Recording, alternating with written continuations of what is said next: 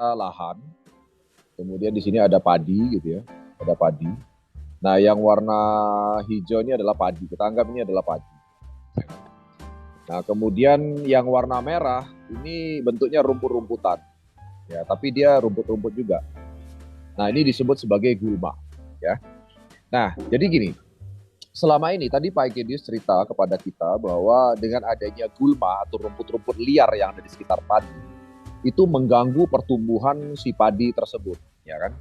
Kenapa begitu dan kenapa bisa mengganggu? Karena sumber makanan daripada padi itu tetap di akar kan. Di akar ini adalah sumber daripada makanan, ya. Nah, demikian juga dengan gulma atau tanaman pengganggu. Tanaman pengganggu ini juga memiliki akar di bawah, ya. Nah, kita semua sudah belajar sama-sama bahwa tanaman itu mulut utamanya adalah akar, di mana dia menyerap unsur hara yang ada di tanah. Jadi akar itu menyerap unsur hara yang ada di tanah dan berusaha untuk mencari yang namanya unsur hara dari tanah. Nah, termasuk juga gulma. Gulma itu juga makanannya sama, Pak. Makanannya adalah unsur hara gitu ya. Nah, jadi kita harus tahu dulu kenapa kok padinya Pak Egedius ini akhirnya jadi terganggu pertumbuhannya dengan adanya gulma. Karena antara padi dengan gulma itu rebutan makan. Logikanya begitu, Pak. Ya kan? Rebutan makan. Jadi dia rebutan makan di tanah. Ya, pokoknya siapa yang duluan dapat makan ya akhirnya dia bisa dapat makan dan dia bisa bertumbuh. Nah, oleh sebab itu karena saling rebutan maka dia terganggu pertumbuhan padinya. Karena bagaimanapun akhirnya unsur hara yang ada di tanah itu berbagi antara padi dengan gulma itu jadi berebutan, ya kan? Nah, lalu selama ini petani kita akhirnya itu menggunakan yang namanya herbisida, ya herbisida. Nah, herbisida. Nah, herbisida ini adalah kategori pestisida. Jadi herbisida ini adalah turunan daripada pestisida, di mana fungsinya adalah memang untuk membasmi yang namanya gulma, ya. Nah, namun satu hal yang perlu kita ketahui Pak Egedius, herbisida ini adalah pestisida yang paling keras, Pak. Ya. Jadi herbisida ini adalah pestisida yang paling keras kandungan zat kimianya. Nah, Bapak bayangin aja kalau herbisida ini Bapak semprotkan di lahan, ya memang betul, Pak. Gulmanya memang terbunuh, Pak, mati, Pak. Betul ya, Pak ya? Gulmanya terbunuh. Nah, tapi ada satu dampak negatifnya yang luar biasa. Dampak negatifnya adalah maka tanah ini, Pak, tanah ini akan asam, Pak. Tanah ini akan menjadi asam, ya kan? Tanah ini akan menjadi asam dan otomatis itu juga akan mempengaruhi kesuburan tanah, ya kan?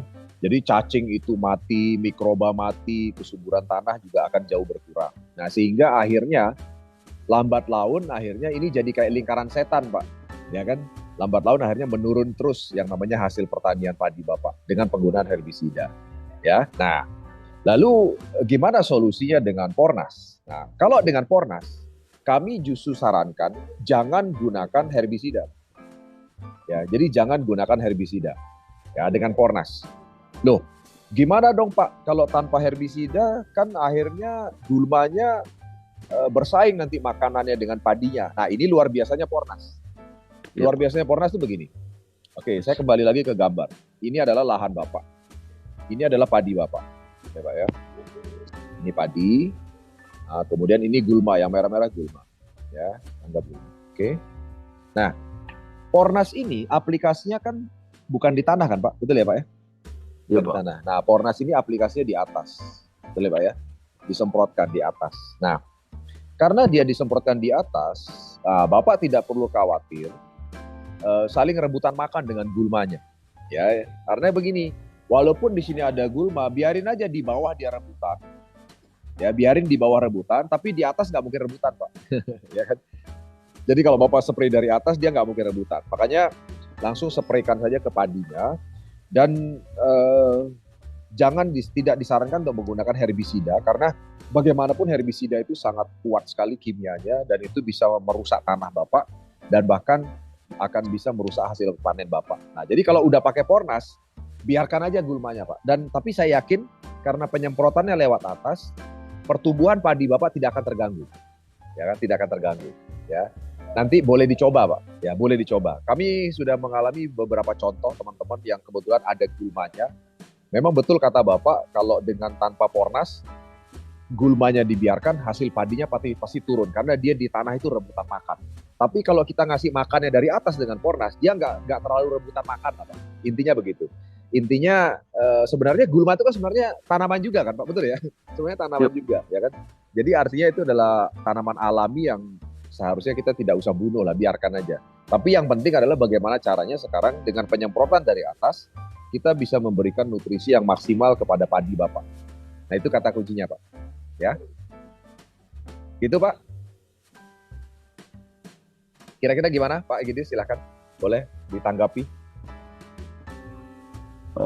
Hanya yang biasa dilakukan Pak, biasa dilakukan itu kita puas kalau padi itu hanya padi aja kelihatan. Ada Pak ya, oke. Tanam baris, juringan, dan tidak ada jenis yang lain. Kalau padi saja ada kepuasan tersendiri. Ya. Makanya membasmi gulma ya mau tidak mau ada produk yang seperti itu. Nah, jadi ya saya ingin mau tahu seperti yang sudah dijelaskan.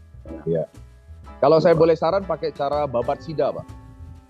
Bapak tahu babat sida tahu? Belum tahu. Babat sida itu pakai arit Pak, pakai celurit. Dibabat maksudnya. Itu babat sida Pak. Oh ya. Itu cara manual Pak, babat sida Pak. Ya, karena ini kan tadi Pak Egidis bilang bahwa Bapak ingin bertani secara organik kan Pak.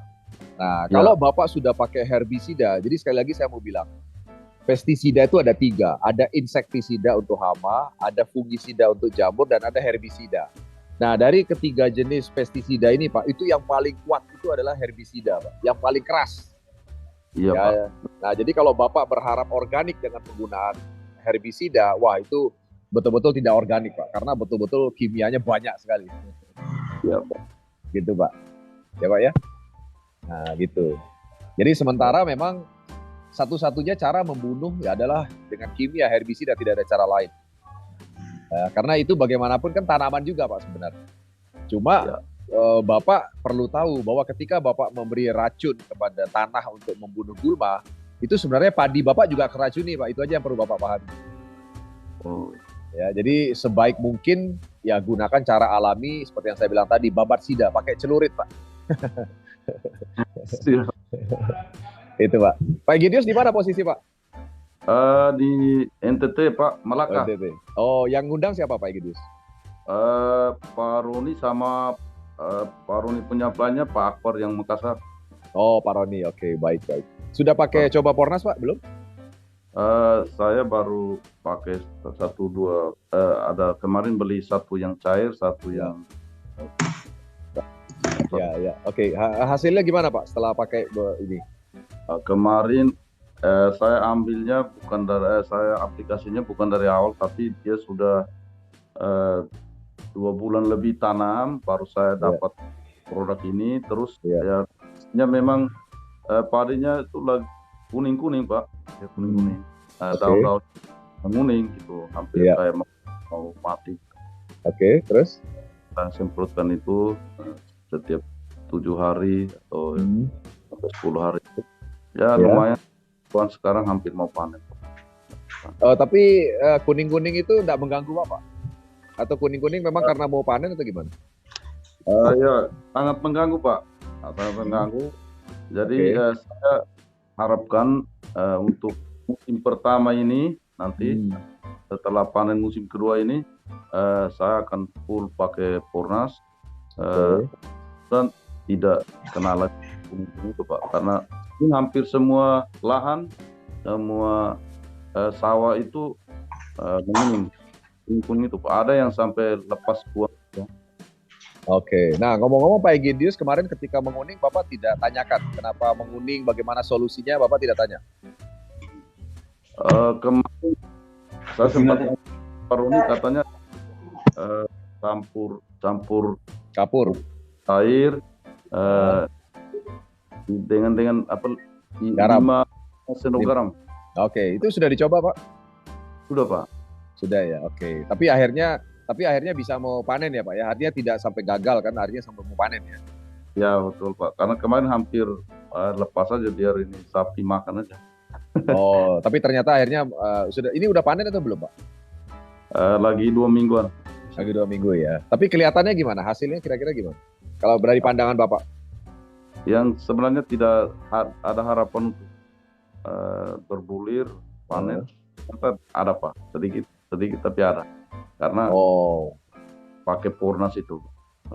Oh, jadi maksudnya adalah Pak Ekidius mungkin melihat lahan lainnya mungkin ya. Jadi kalau lahan lainnya mungkin sudah tidak ada harapan panen gitu ya Pak ya. Tapi punya ya, Bapak masih ada harapan panen gitu maksudnya. Iya Pak, ada yang lepas saja, tidak mau urut lagi. Oh, itu kenapa Pak? Apa kemarau atau apa di sana Pak? Oh, di sini selain debit air yang kurang, ya panas sekali Pak di sini.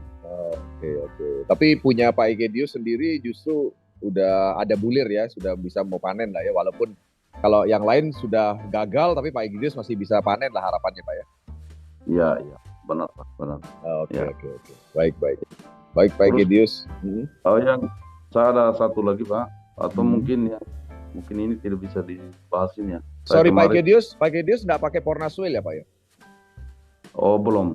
Oke. Kalau nanti Bapak coba pakai Pornaswil, itu nanti walaupun terjadi kekeringan, itu padi Bapak akan tetap bisa bagus Pak. Karena kalau Bapak dari awal pakai Pornaswil, itu struktur tanah Bapak itu akan lebih bagus, dia bisa menyimpan cadangan air lebih lama Pak.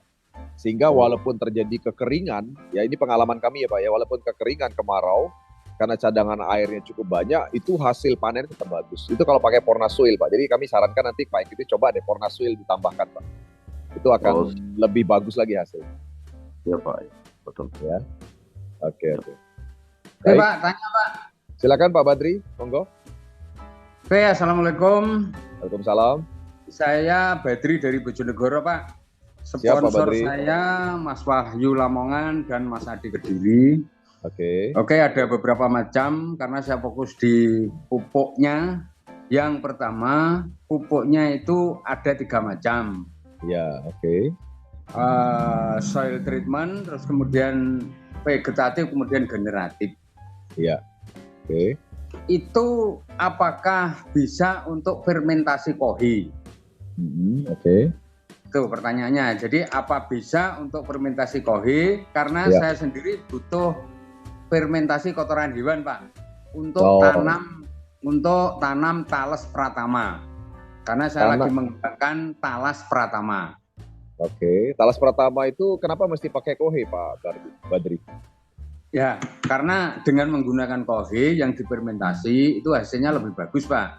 Ditaruh di lubang gitu, terus di atasnya ditanami. Talas seperti itu. Oke, ini yang pertama. Terus yang kedua, nanti pertanyaannya adalah bagaimana aplikasi talas selama 7 bulan itu. Ini pertanyaan kedua. Terus pertanyaan yang ketiga, kemarin saya ikut Zoom. Itu ada aplikasi yaitu soil treatment ditambah kentang supaya lebih irit gitu. Oke, jadi kemarin juga penjelasannya soil treatment dimasukkan ke dalam 15 liter air di galon, kemudian dikasih kentang. Kentangnya itu didus, dipotong-potong atau diapakan, kemudian difermentasi selama berapa hari.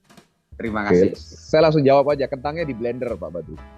Kentangnya di blender, terus di 1 hari aja Pak, difermentasi 1 hari aja.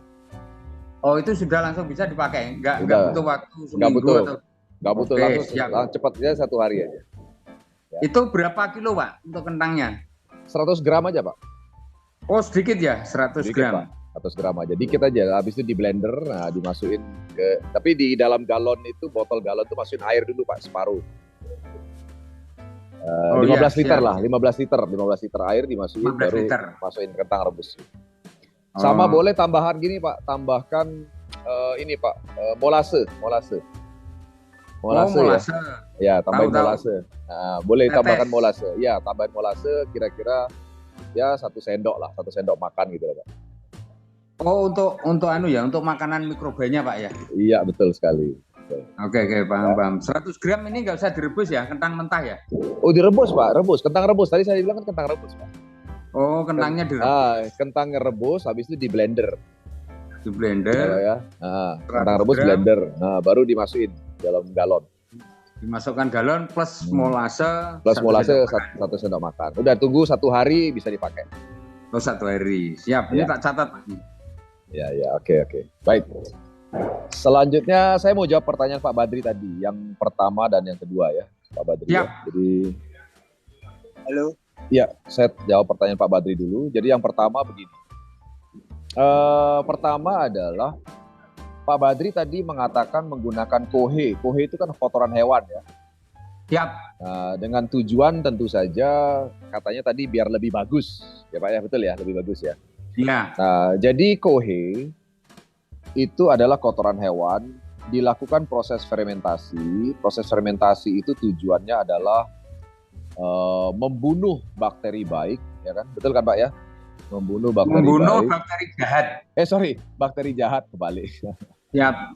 Membunuh bakteri jahat agar sisa bakteri baik, kan begitu kan? Siap. Nah, itu kan tujuan daripada fermentasi ya, bakteri baiknya sisa. Betul ya Pak ya? Betul. Oke. Nah, tujuannya bakteri baik adalah tentu saja bakteri baik sangat dibutuhkan ketika diterapkan di tanah. Dia membantu yang namanya penguraian ya, penguraian residu kimia, kemudian demikian juga untuk membantu penguraian unsur hara agar unsur hara mudah diserap oleh tanaman Bapak. Kan begitu Pak ya tujuannya. Siap, betul. Nah, yang mau saya sampaikan adalah kita punya satu produk yang mana dengan produk ini Pak Badri tidak perlu kohe lagi Pak, yaitu Pornasoil Pak. Ya. Ya, Pornasoil Pak Badri. Ya, itu kandungannya ada 3 Pak. Jadi Pornasoil itu ada 3 kandungan. Ya. Yang pertama adalah mikroba. Nah, mikrobanya mikroba premium Pak, bukan bakteri biasa Pak. Mikrobanya premium lagi, bukan bakteri biasa Pak. Jadi bukan sekedar bakteri baik biasa, tapi premium.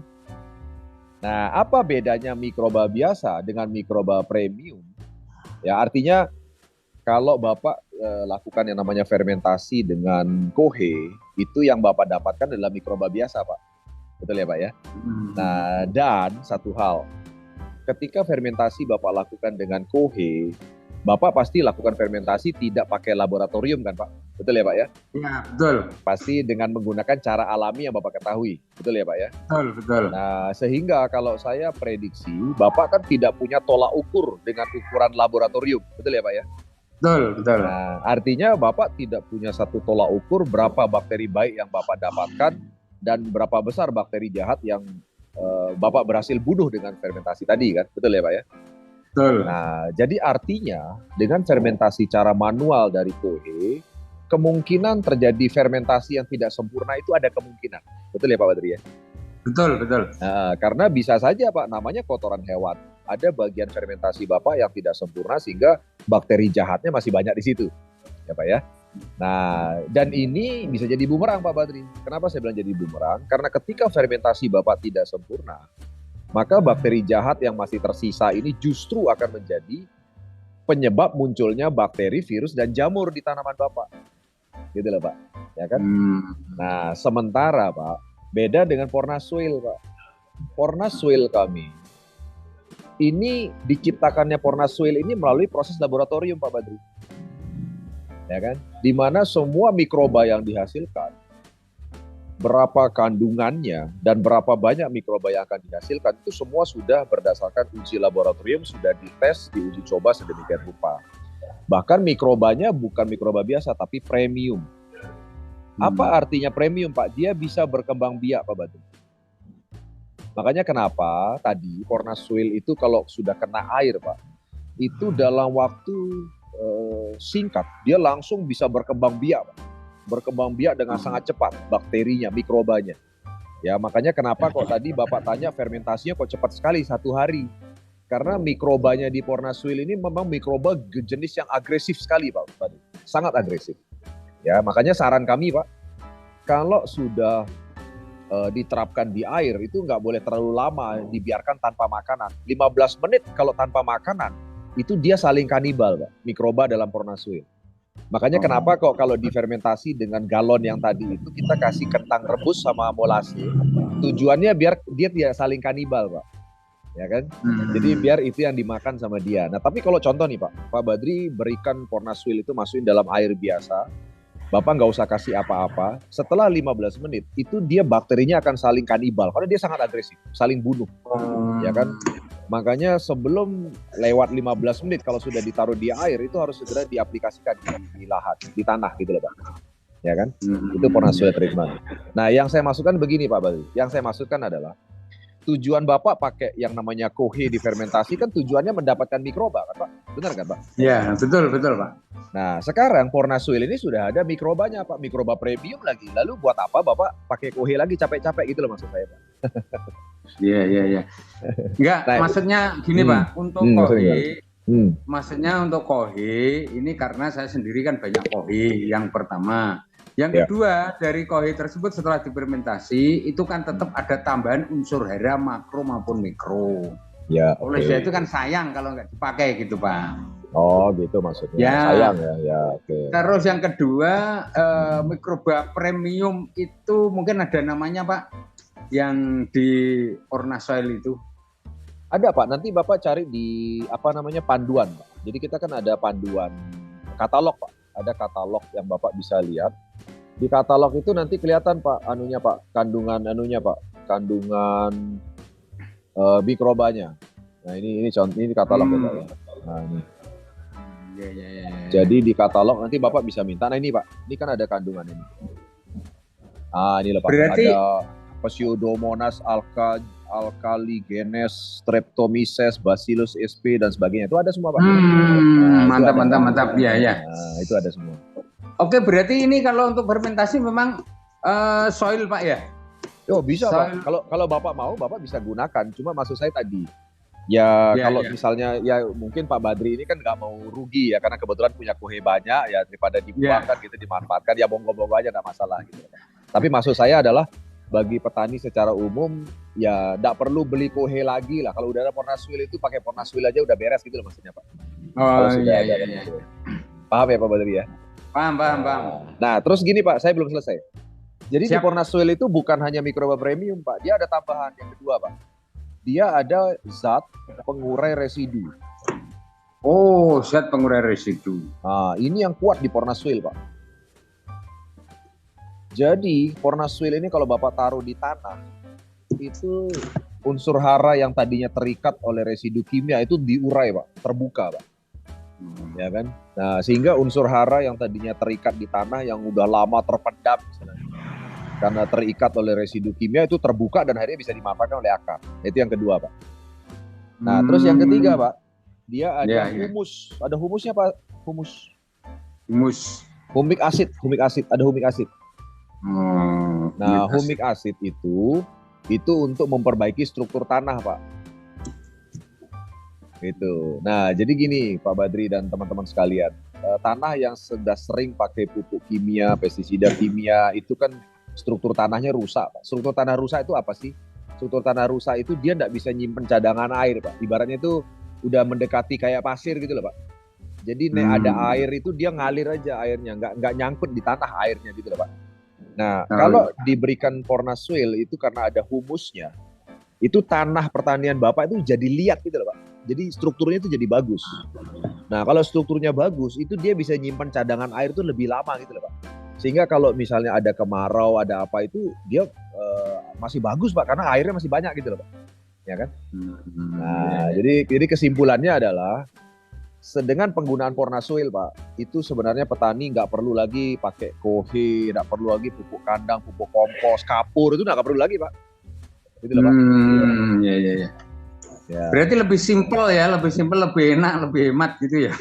Iya dong Pak. Ya itu gunanya teknologi Pak Badri. Jadi kami kan menciptakan itu kan tujuannya biar memudahkan petani gitu loh Pak. Biar petani itu simpel, sederhana, nggak perlu repot, ya kan, nggak perlu fermentasi dan sebagainya, nggak perlu.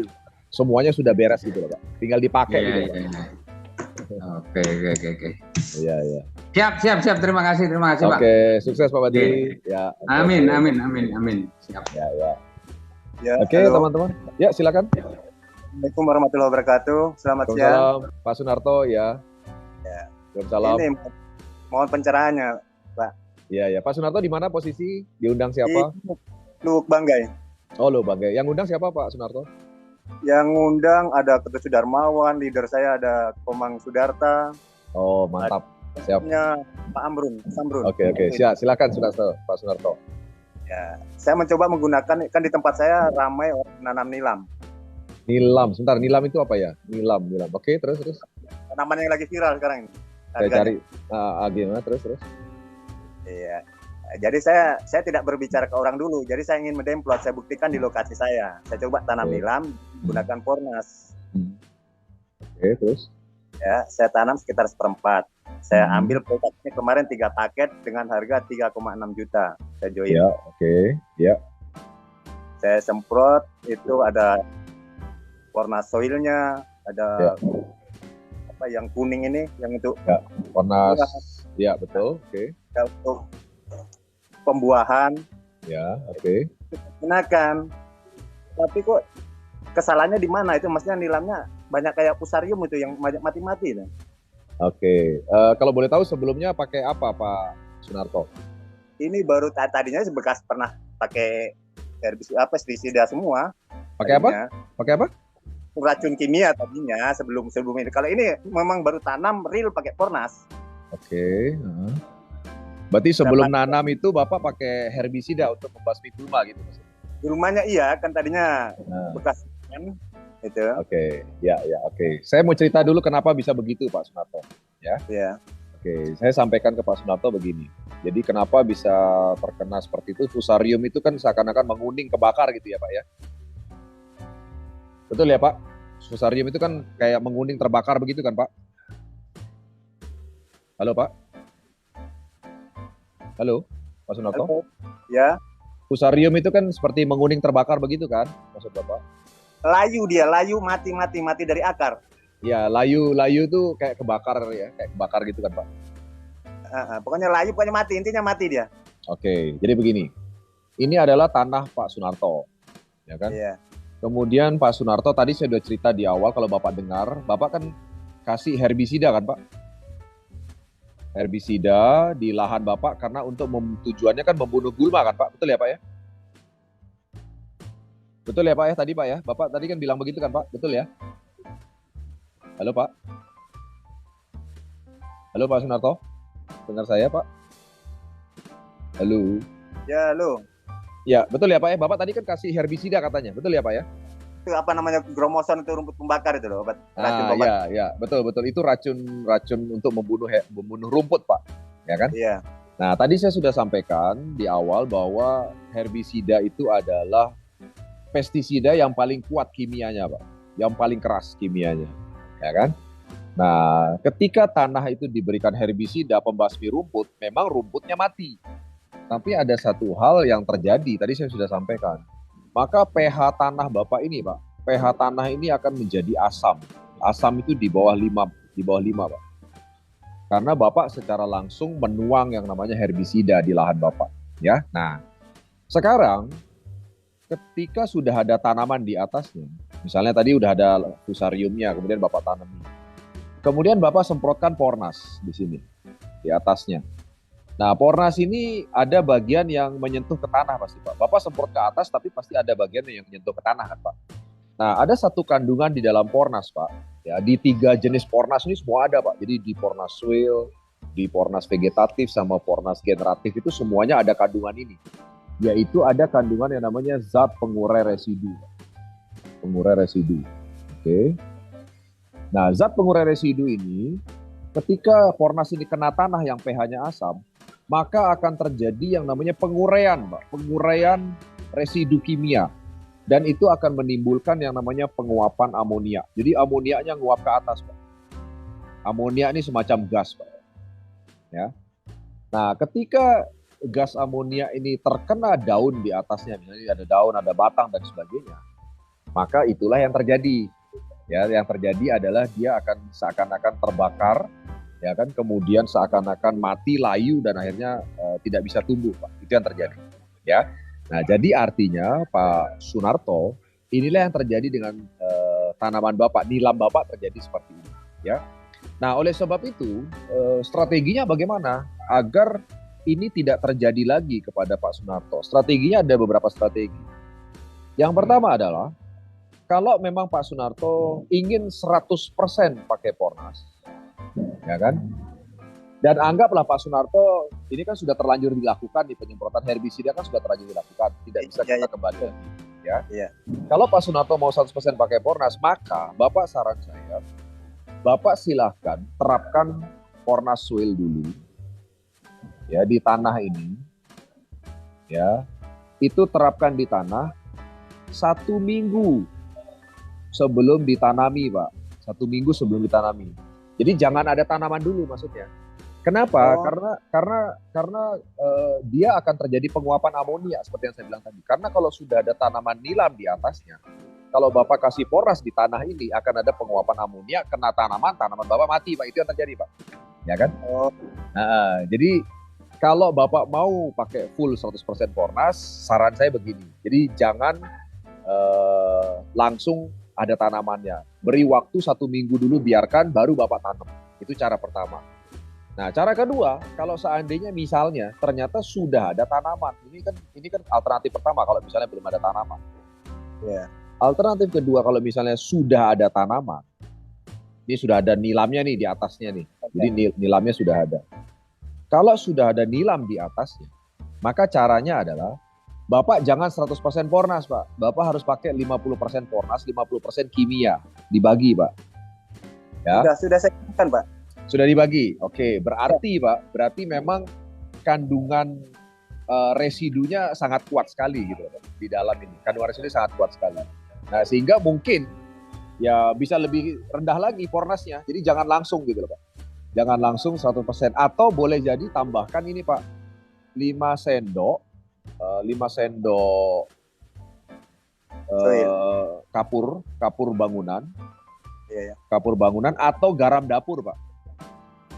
Atau garam dapur di dalam tangki, dalam 1 tangki, Pak. Dalam 1 tangki semprot. Ya, jadi Bapak tambahkan itu. Nah, itu bisa mencegah terjadinya layu tadi, Pak. Mencegah mati tadi. Oh, siap. Nah, gitu, Pak. Nah, jadi kalau terjadi seperti itu, segera tambahkan kapur bangunan atau garam, Pak. Garam dapur, Pak. 5 sendok aja dalam 1 tangki semprot, Pak.